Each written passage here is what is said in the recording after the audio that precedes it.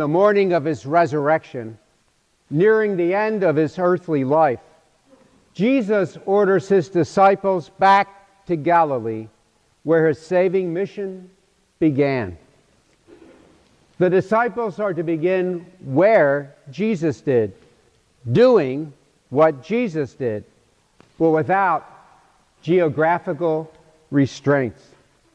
Their mission is to all the nations until the end of the age, not, as earlier in the Gospel according to St. Matthew, only to the lost sheep of Israel.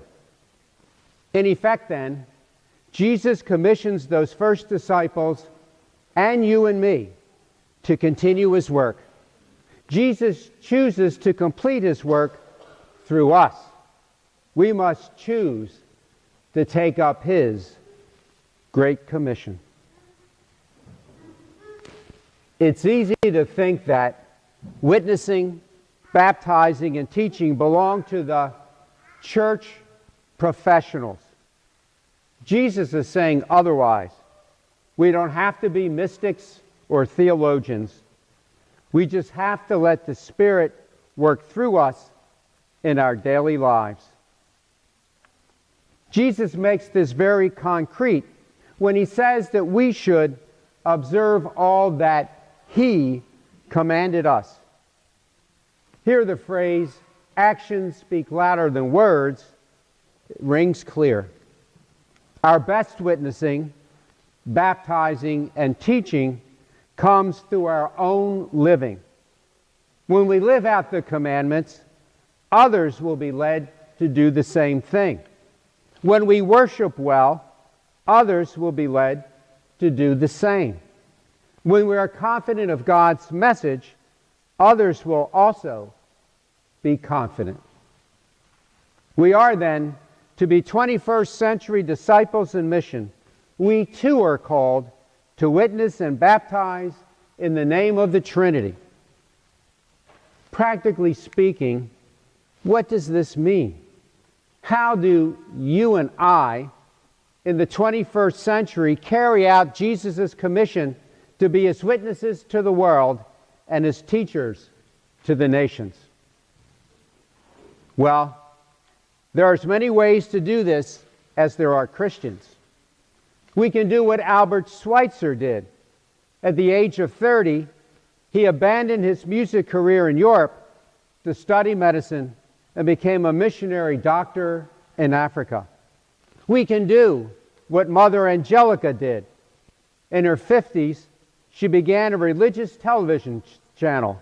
Or we could even do what a retired naval officer and college instructor in Tennessee did a few years back.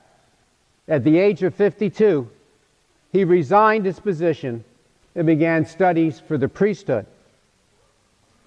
But there's another way to carry out the commission of Jesus, and it probably requires even more courage in the long run.